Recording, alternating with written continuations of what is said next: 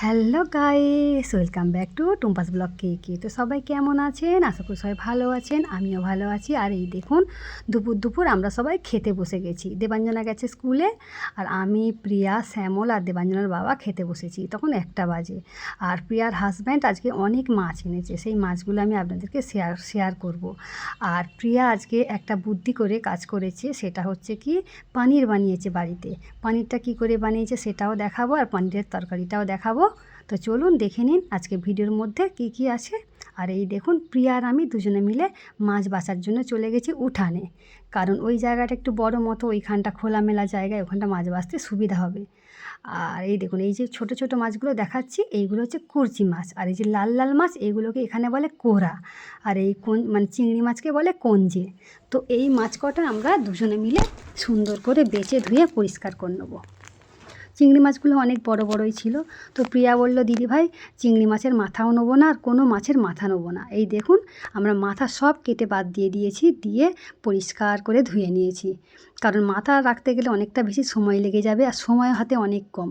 প্রায় তখন বাজে 3টে, 3:30 নাগাদ হবে। আর প্রিয়া দেখুন সব কিন্তু বাসনপত্রগুলো মাজা ধোয়া করে নিচ্ছে। ও কিন্তু অনেকটাই কাজ করে, অনেকটা মানে অনেকটাই ভালোই পরিশ্রম করতে পারে। তো ও বললো, দিদিভাই সব মাজা ধোয়া করে নিয়ে তারপর বাকি কাজগুলো করব। আর এই দেখুন তারপরে মাছগুলোকে ভালো করে নুন, হলুদ, লঙ্কার গুঁড়ো মাখিয়ে রাখা হয়েছে। তো কত সুন্দর লাগছে দেখুন মাছের কালারটা। আর এদিকে কড়াই তেল গরম বসিয়ে দেওয়া হয়েছে মাছগুলো ভাজার জন্য। এটা কিন্তু প্রিয়াই করছে, আমি কিন্তু করছি না। ও বললো, দিদিভাই আমি করছি। আমি বললাম, ঠিক আছে তুমি করো। আর দেখুন বাসনগুলো ধুয়ে পরিষ্কার করে ওখানটা রেখে দিয়েছে। আর মাছ দেখুন কড়াই দিয়ে দিয়েছে, প্রথমে বড় মাছগুলো ভেজে নিচ্ছে।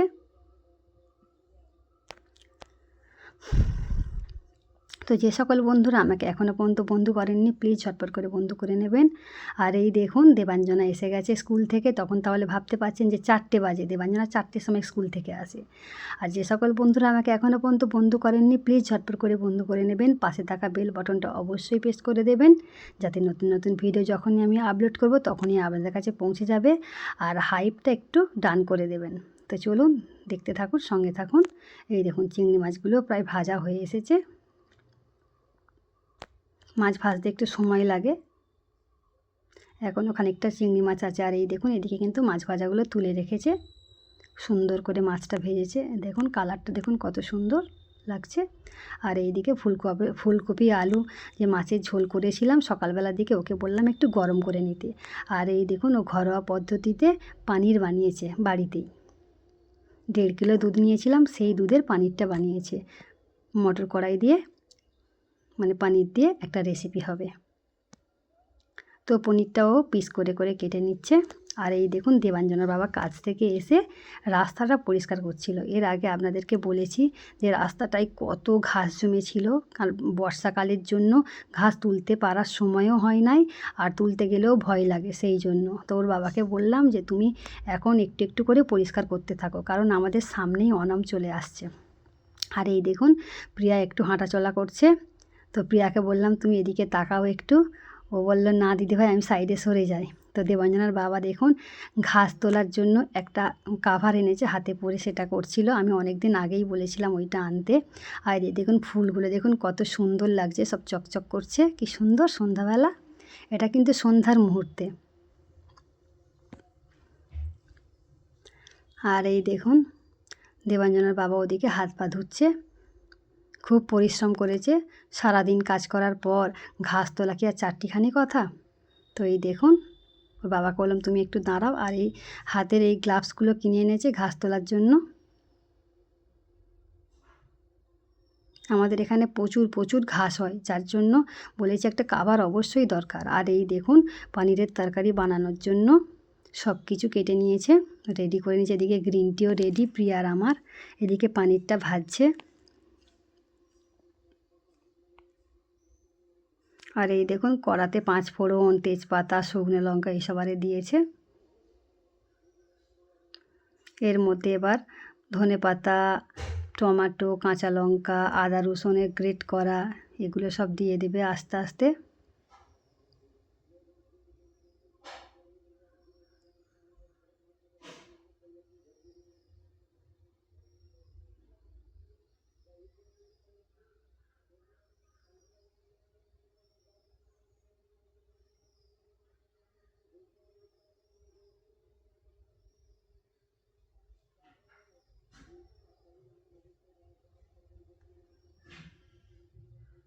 তো আমি ওকে বলেছি তুমি যেভাবে তরকারি করতে পারো সেইভাবেই করো।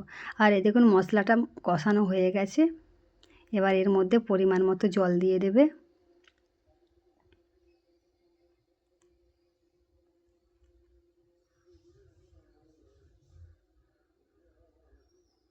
তো দেখুন পনিরের তরকারি রেডি, একদম একদম মাখা মাখা হয়েছে।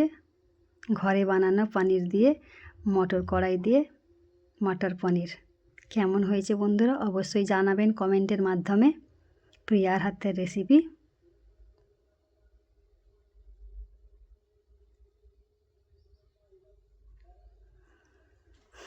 তো আজকে আমাদের খাওয়া দাওয়া অনেক কিছুই আছে। পনিরের রেসিপি আছে, আর দেশি মুরগির রেসিপি আছে। তাই দেখুন রাত্রেবেলা আমি কিছুটা ভাত বানিয়েছিলাম, কারণ প্রিয়ার হাজব্যান্ড ভাত খেতে ভালোবাসে। এই দেখুন এদিকে আমি দেবাঞ্জনার বাবার জন্য একটু নরম করে রেখেছি বেশি করে, আর এদিকে পনিরের তরকারি দেখাচ্ছে প্রিয়া। আর এইদিকে হচ্ছে এই তরকারিটা আলাদা করে রেখেছি প্রিয়ার জন্য।